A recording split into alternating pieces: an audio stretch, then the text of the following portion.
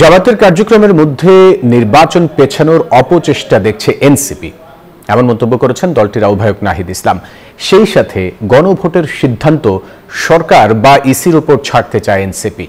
এদিকে দলটির মুখ্য সংগঠক হাসনাত আব্দুল্লাহ বলেন, নির্বাচনকে তারাই পিছিয়ে দিতে চায় যারা সরকারের সাথে জুলাই সনদের মুখোমুখি দাঁড় করাতে চায়।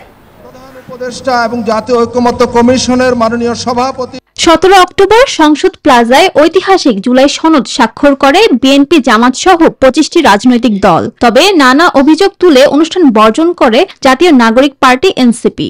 সনদে সই করতে সরকারকে নানা শর্ত জুড়ে দিয়েছে দলটি। এর মধ্যে গণভোট প্রশ্নে বিএনপি জামাতের বিপরীতমুখী অবস্থানের কারণে নির্বাচনী রাজনীতিতে জল গড়িয়েছে অনেক দূর।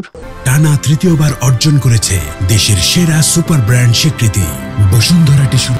এই স্বাক্ষরের মাধ্যমে আমরা নতুন বাংলাদেশের সূচনা করলাম। রোববার সমসাময়িক বিষয় নিয়ে বাংলা মোটর কেন্দ্রীয় কার্যালয়ে সংবাদ সম্মেলন করেন এনসিপির আহ্বায়ক নাহিদ ইসলাম। জানান, গণভোটের সিদ্ধান্ত সরকার বা ইসির উপর ছাড়তে চায় এনসিপি। জামাতের কার্যক্রমে নির্বাচনকে পেছানোর চেষ্টা থাকতে পারে বলেও জানান এনসিপির আহ্বায়ক। জামাতের কার্যক্রমে মনে হচ্ছে যে তারা নির্বাচনকে পেছানোর কোনো অভিসন্ধি তাদের আছে কিনা, দুরভিসন্ধি আছে কিনা। এই ইস্যুতে আসলে বিরোধিতা বা তর্কের জায়গা না, বরং এটা সরকারের উপর ছেড়ে দেওয়া উচিত, নির্বাচন কমিশনের উপর ছেড়ে দেওয়া উচিত, তাদের ক্যাপাসিটি কতটুকু আছে।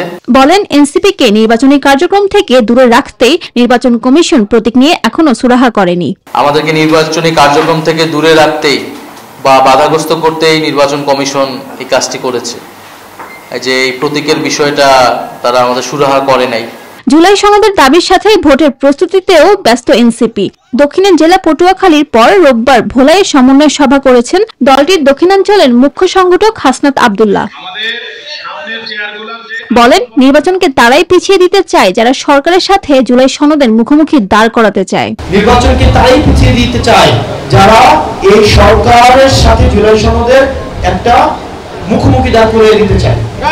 এই সরকারের নির্বাচনের যেমন ম্যান্ডেট রয়েছে, এই সরকারের জুলাই সনদের ম্যান্ডেট রয়েছে, এই সরকারের আবার সংস্কারের ম্যান্ডেট রয়েছে। এনসিপির এই নেতা বলেন, এই সরকারি সংস্কার করবে এবং অবশ্যই ফেব্রুয়ারিতেই নির্বাচন হবে। ফেব্রুয়ারিতে অবশ্যই নির্বাচন হতে হবে। ফারজানা রিয়া, নিউজ 24, ঢাকা।